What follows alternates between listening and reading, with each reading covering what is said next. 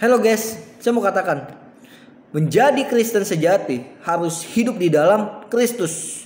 Di luar Kristus kita masih Kristen KTP. KTP doang kita Kristen.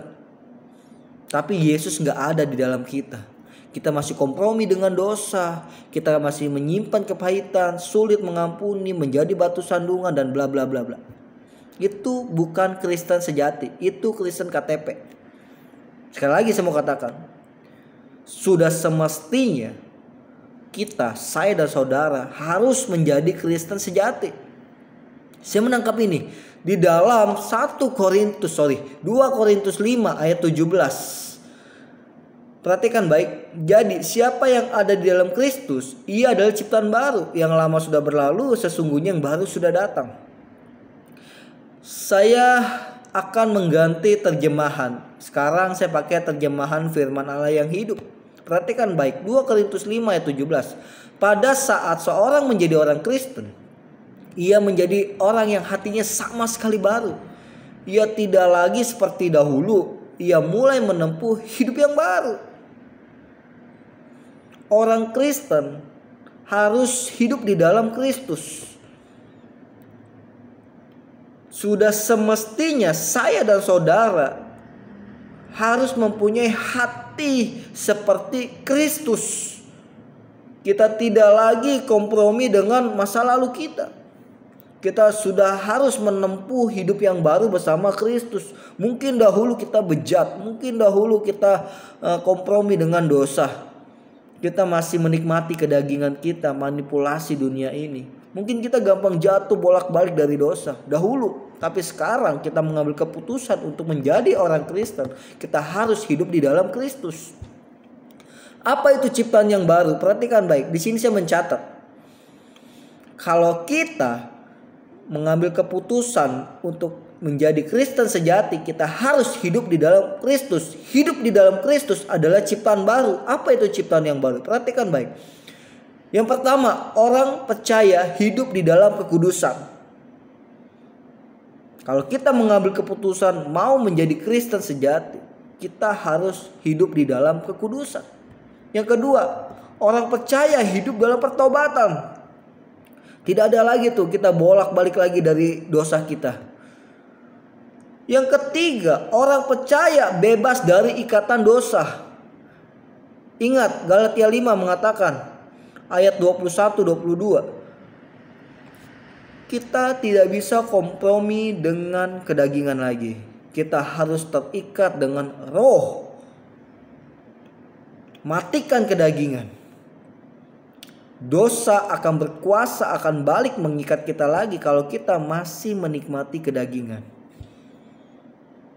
Yang keempat, orang percaya harus hidup di dalam kebenaran. Kenapa kita harus hidup di dalam kebenaran? Karena Yesus telah terlebih dahulu memberikan nyawanya buat saya dan saudara. Dia telah membayar lunas.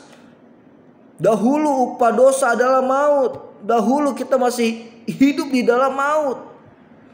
Karena dosa, maut berkuasa dalam pribadi kita. Tetapi karena belas kasihan Allah, kasih karunia Allah yang sempurna, dia mengorbankan anaknya yang tunggal untuk saya dan saudara. Sekarang saya dan saudara adalah milik Kristus. Sudah semestinya kita harus hidup di dalam Kristus karena kita adalah ciptaan baru. Ciptaan baru, tidak ada lagi kompromi dengan dosa.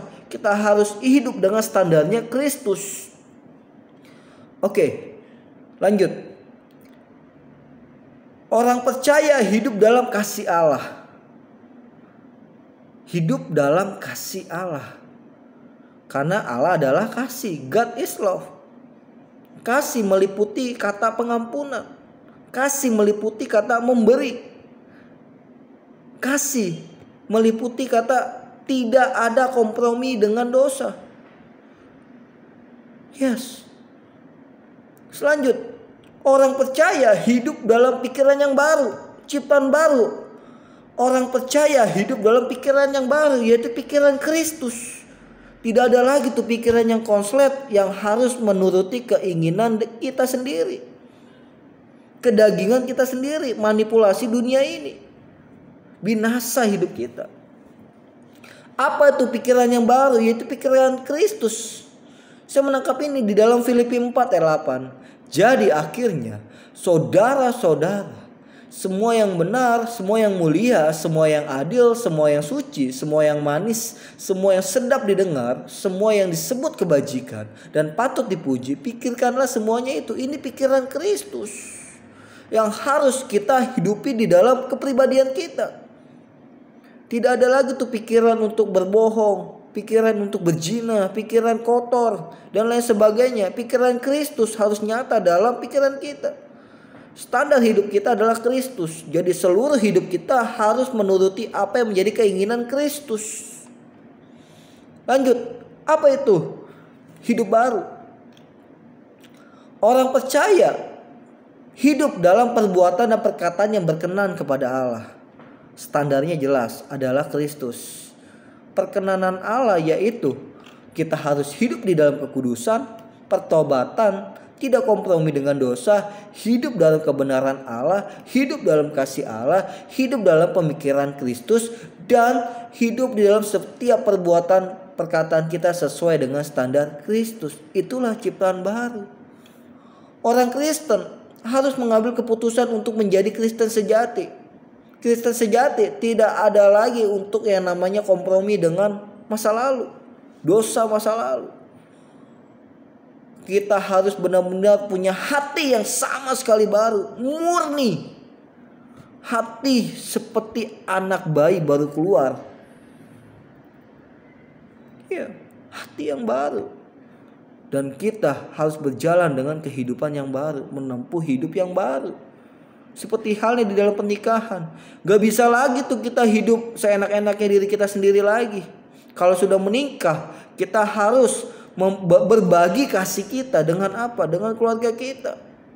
Gak bisa lagi tuh kita pergi pagi pulang pagi, pulang kerja nongkrong dulu sama teman. Ya gak bisa, karena kita ingat kita sudah punya keluarga. Kita harus berbagi kasih kita dengan keluarga kita. Mungkin dulu sebelum menikah kita senang-senang, happy, nongkrong sama teman-teman, menikmati hobi. Tapi kalau udah menikah kita ingat menempuh hidup yang baru. Hidup kita berbagi dengan keluarga kita. Di dalam Kristus juga sama. Kalau kita mengambil keputusan untuk menjadi Kristen sejati, kita harus hidup di dalam Kristus, bukan di luar Kristus. Kalau kita hidup di dalam Kristus, berarti kita adalah ciptaan baru. Ciptaan baru udah jelas, hidup dalam kekudusan, hidup dalam pertobatan, bebas dari ikatan dosa, hidup dalam kebenaran Allah, dan mempunyai pemikiran Kristus, hidup dalam kasih Allah, hidup dalam perkataan dan perbuatan yang berkenan kepada Allah. Karena ingat, kita sudah ditebus oleh tubuh dan darahnya yang mahal. Keselamatan harus kita pertahankan seperti dalam sebuah pertandingan. Jika ada klub sepak bola yang menang menjadi juara, dia harus mempertahankan juaranya. Dengan apa? Dengan berlatih lebih baik lagi, membuat strategi baru, merekrut pelatih yang punya pengalaman yang baru. Kalau kita tidak mengantisipasi lawan kita, kita masih hidup di dalam program yang lama, kemenangan itu akan diambil. Piala itu akan direbut oleh klub yang lain. Kalau kita masih berlarut dalam apa? Dalam sukacita kita. Kita lupa. Kita harus mempertahankan gelar juara seperti halnya keselamatan. Yesus telah kasih estafet itu kepada saya dan saudara. Kita harus mempertahankan itu. Kita harus perjuangkan itu. Matikan kedagingan. Matikan kompromi dosa.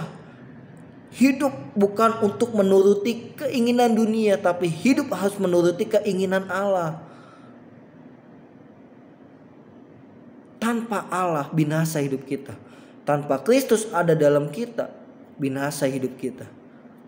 Belajarlah untuk kita konsisten menghargai Kristus dengan cara perbuatan kita yang menyenangkan hatinya. Tuhan Yesus memberkati.